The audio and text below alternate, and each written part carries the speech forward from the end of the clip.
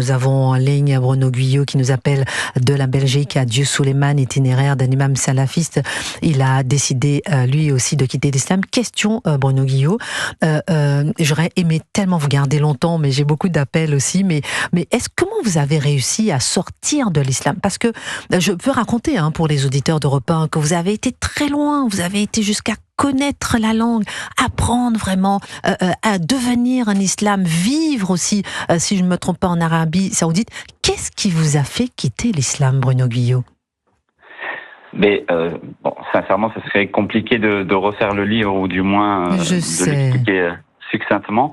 Mais c'est premièrement, comme le disait Sonia, et elle a parfaitement raison, c'est un déséquilibre, un déséquilibre familial, un déséquilibre sociétal, un manque d'amour propre même parfois, mais qui fait que le déracinement provoque ou donne l'envie d'un enracinement autre part.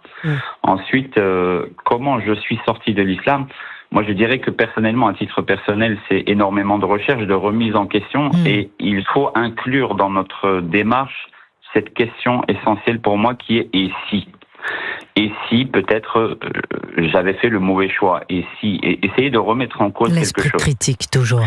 L'esprit critique. Et je pense que ça peut soit nous donner raison, soit nous donner tort, mais dans tous les cas, ça sera un élément ultra positif.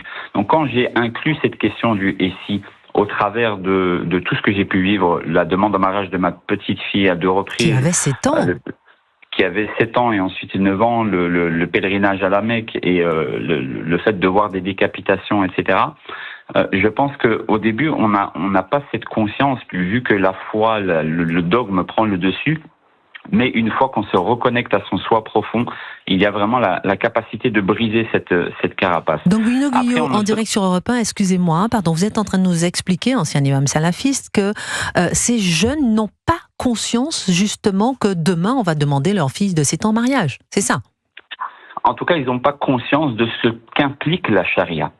Pour eux, ils voient la charia au travers d'un système, pour eux, la République, les lois de la République, ce sont les lois de Satan. On va dire les termes. On va arrêter de tourner autour du pot. Non, on est là pour se dire les choses sans tabou.